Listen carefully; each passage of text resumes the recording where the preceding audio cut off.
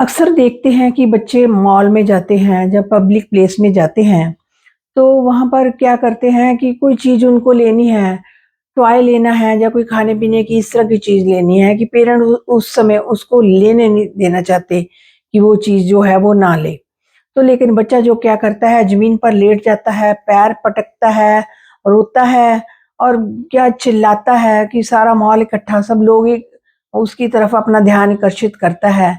तो इस तरह की हम जो है एक्टिविटी बच्चों की अक्सर देखने को मिलती है। तो कई बार पेरेंट्स जो है सोचने पर मजबूर हो जाते हैं कि हम इतनी अच्छी पेरेंटिंग कर रहे हैं, सब कुछ इनको लेकर दे रहे हैं, ये अचानक से इनको क्या हो जाता है? तो वो डिस्टर्ब भी हो जाते हैं। लेकिन ये देखो ये बच्चे जो है आप इस चीज़ को कहते हैं कि बच्चे अपना टेंट्रम थ्रो करते हैं। उनका गुस्सा कंट्रोल करने का तरीका नहीं आता तो वो अपना टेंट्रम थ्रो करते हैं। तो ये नॉर्मल बात है, इस चीज़ में बहुत ज़्यादा वरी करने की ज़्यादा ज़रूरत नहीं है क्योंकि ये तकरीबन हर बच्चे के साथ होता है। जब बच्चे की एज 1.5 साल से लेकर 3 साढ़े 3 साल तक ये वाला टेंट्रम थ्रो करने का कार्यक्रम बच्चे का चलता है। 4 साल की एज आते-आते बच्चा जो है टेंट्रम थ्रो करना जो है, वो स्टॉप करना शुरू करता है। जब स्कूल में जाना शुरू कर देता है, तब भी वो ये वाली टेंट्रम थ्रो करना जो है कम कर देता है। तो ये जो है 2 साल की एज में जो है टेंट्रम जो है पीक पर होता है बच्चे का, तो उस टाइम वो ज़्यादा टेंट्रम थ्रो करता है। तो ये एक नॉर्मल प्रोसेस है, इसमें ज़्यादा सोचने की ज़रूरत नहीं है, पेरेंट्स को ज़्यादा वरी करने की ज़रूरत नहीं है, ये तकरीबन हर बच्चे के साथ होता है। अब ये देखेंगे कि टेंट्रम थ्रो करने के क्या रीज़न हैं, कौन से रीज़न हैं जिसके कारण जो बच्चा जो है, ये इस तरह से कर रहा है। तो इसमें क्या होता है कि इस एज में आते हुए 1.5 साल से लेकर साढ़े 3 साल तक थोड़ा बहुत तो बच्चा जो है साढ़े 3 साल के बाद बोलना शुरू कर देता है। लेकिन उसके पास इतनी डिक्शनरी नहीं होती, इतने वर्ड्स नहीं होते एक्सप्रेस करने के लिए कि वो अपने वर्ड्स को एक्सप्रेस कर सके, अपनी बात को अच्छी तरह से सामने वाले के सामने रख सके। थोड़ी बहुत बात तो बच्चा करता है, लेकिन कंप्लीटली वो अपने आप को एक्सप्रेस नहीं कर सकता। तो उसको यही लगता है कि जब मैं नहीं एक्सप्रेस कर सकता तो वो मारना पीटना और चिल्लाना शुरू कर देता है। उसके पास यही हथियार बचता है कि मैं यही करूँगा तो शायद इनको समझ आ जाए क्योंकि वो लंबी-लंबी बातें नहीं कर सकता। तो ये मेन रीज़न होता है। तो बच्चे की ईटिंग हैबिट्स का भी ध्यान रखें कि बच्चा कुछ उस टाइम मूड स्विंग्स होते हैं, कभी बच्चे ने कुछ खाना है तो मदर कहती है तुमको यही खाना है, उसको फ़ोर्स करती है। जब बच्चे को फ़ोर्स करते हैं तो भी बच्चा अपना टेंट्रम थ्रो करता है और कई बार जो है बच्चा जो है अंदर से हंग्री होता है, भूखा होता है। बच्चों को वैसे कहना नहीं आता कि मुझे भूख लगी है, वो मेनली ज़्यादा टाइम उनका खेलने में ही व्यस्त होता है, इधर-उधर की एक्टिविटीज़ में। ये पेरेंट्स को देखते हैं कि बच्चे को भूख लगी है या कि कब इसने खाना है। जब बच्चों को भूख लगी होती है, तब भी बच्चा जो है ये पेरेंट्स के आगे हाथ उठाता है, चिल्लाता है, रोता है, इस तरह की एक्टिविटी करता है। जब बच्चा बहुत ज़्यादा किसी एक्टिविटी से थक गया होता है, टायर्ड हो गया होता है, तब भी ये टेंट्रम थ्रो करता है। तो इस तरह की हम ये हैबिट्स देखते हैं कि बच्चे का ये मेन रीज़न होते हैं जिसके कारण जो बच्चा है अपना टेंट्रम जो है थ्रो करता है। अब बात आती है कि इसमें हम क्या सॉल्यूशन है कौन से सॉल्यूशन है जिससे जो है ये चीज़ जो है हम बच्चे को हटा सकें। वैसे तो ये नॉर्मल प्रोसेस है, डेवलपमेंट है बच्चे की। ये 4 साल की एज आते-आते ये अपने आप सबसाइड हो जाएगा, अपने आप ठीक होना शुरू हो जाएगा। तो उस टाइम जो है पेरेंट्स का क्या रोल है?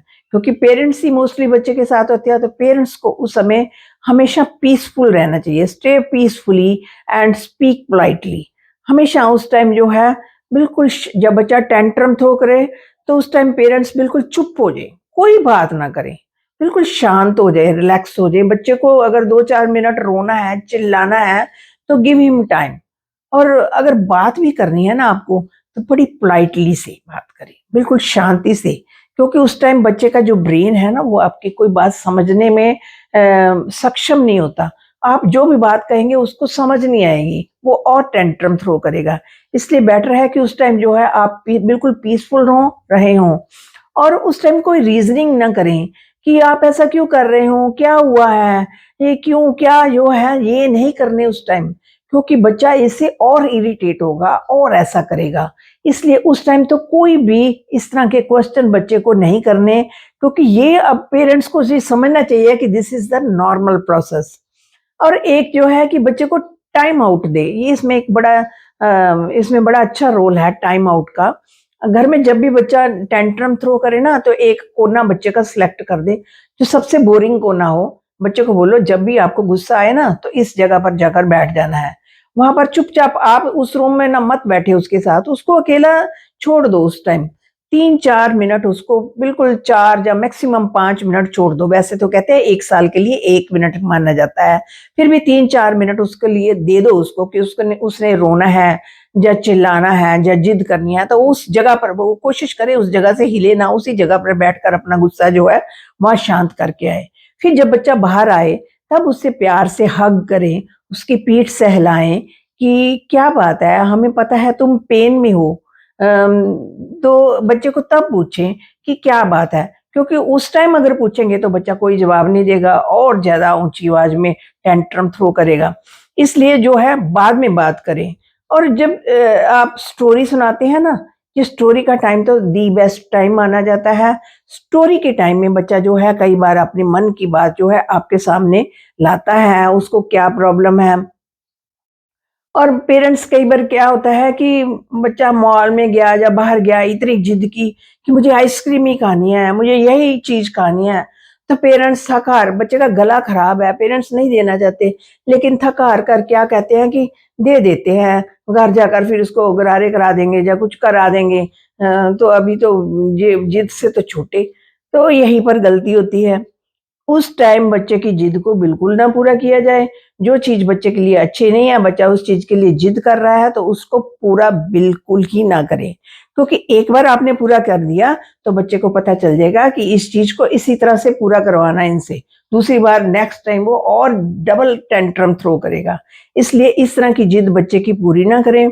और टेंट्रम के टाइम जो है मोस्टली पेरेंट्स को जो है पेरेंट्स को ना अपना वैसे माइंड बनाकर चलना चाहिए। कि बच्चा जो है ये नॉर्मल चीज़ है। उसके लिए उसके दिमाग में पहले ही प्लानिंग होनी चाहिए कि बच्चा कभी भी टेंट्रम थ्रो कर सकता है, तो उसके लिए पहले ही प्रिपेयर रहे रहें। और ये जो कुछ चीज़ें हैं जिससे हम जो बच्चे की जो जो टेंट्रम थ्रो करने की आदत है, वो हट सकती है। बच्चे का गुस्सा जो है धीरे-धीरे सबसाइड होना शुरू हो जाएगा। पेरेंट्स का इसमें बहुत बड़ा रोल है, ये कोई बीमारी नहीं है, कुछ नहीं है। ये बच्चे का नॉर्मल डेवलपमेंट है, इसलिए इसमें ज़्यादा चिंता की ज़्यादा ज़रूरत नहीं है। पेरेंट्स जो है अपना डी बेस्ट कर रहे हैं, लेकिन बच्चे का क्योंकि ये ग्रोइंग पीरियड है, इसमें उसकी वो लैंग्वेज पर इतनी कमांड नहीं है, तो वो अपने एक्सप्रेशन मारकर, चिल्लाकर, रोकर करता है। तो फ्रेंड्स, आज हमने टेंट्रम थ्रो बच्चे जो टेंट्रम थ्रो करते हैं, उस पर बात की है।